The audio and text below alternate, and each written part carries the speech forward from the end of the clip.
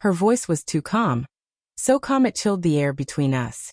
"I'm opening our marriage," she said as casually as if she were sharing weekend plans, peeling off her shirt with the grace of someone unconcerned by consequences. "If that's a problem, you can leave." The man behind her didn't flinch. He was comfortable, practiced.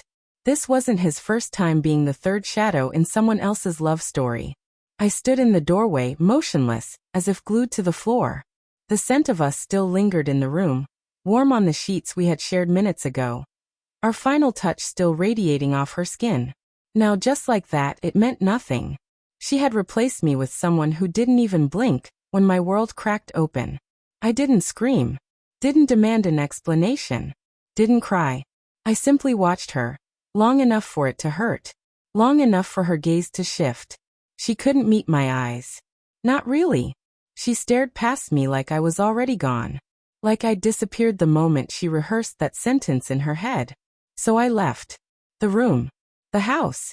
By dawn, I had left the world she existed in. I ignored her messages. Declined her calls.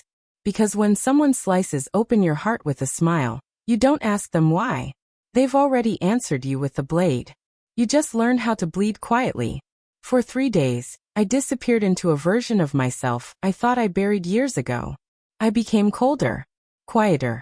Sharper. No note. No clothes. No goodbye. Just an absence that echoed. Maybe she mistook that for weakness. She always misunderstood what calmness truly meant. Stillness isn't surrender. It's a warning. When you live with someone long enough, their lies start to leave fingerprints. I'd noticed them. The tightness in her smile when her phone lit up. The unfamiliar cologne that lingered on her body. The way she only touched me when she wanted something from me. Still, I said nothing. Let her believe she was in control. Let her lead the dance. She once told me I was too calm to be passionate. She mistook my restraint for indifference.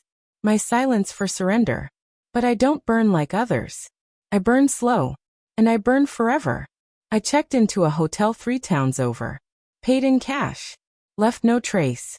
In that quiet room, I remembered something she'd said 2 months ago. A joke about a late period. She laughed, brushed it off. But I didn't forget. She'd never wanted children. Said so many times. So why the change? Her phone still held no secrets from me. She never changed her passwords. I scanned the logs and found one number that repeated his. The same man from our bedroom. They spoke more in 1 week than she had spoken to me in a month. I didn't need to steal anything. Just a strand of my hair from a brush. A sample of hers from the drawer where she kept it. Just in case. The email arrived 3 days later. I didn't open it right away. I just stared at it. Like it was a grenade, ready to tear apart the last thread holding me together.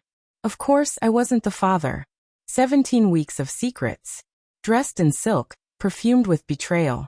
At midnight, I drove home. Still had my key. She wasn't expecting me. Curled on the couch in my hoodie, like some cruel mockery of comfort. I dropped the test results in front of her. Open. Silent. She read them. Blink. Once. Twice. No, she whispered, her voice cracking. You're wrong. That's not. I didn't speak. Didn't need to.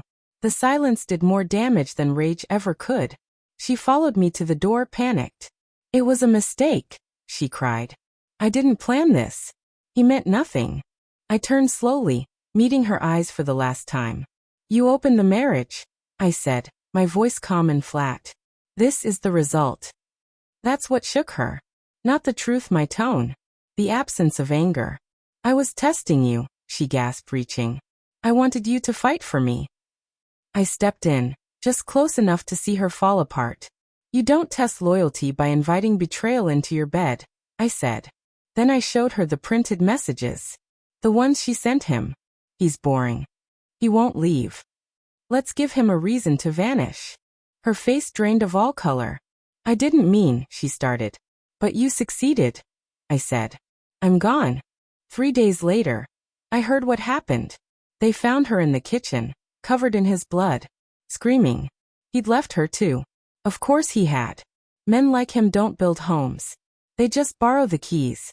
She'd stabbed him after he called her a mistake. The police contacted me. Asked if I'd speak for her. I laughed for the first time in weeks. No, I said. I'm no one to her now. Then I hung up.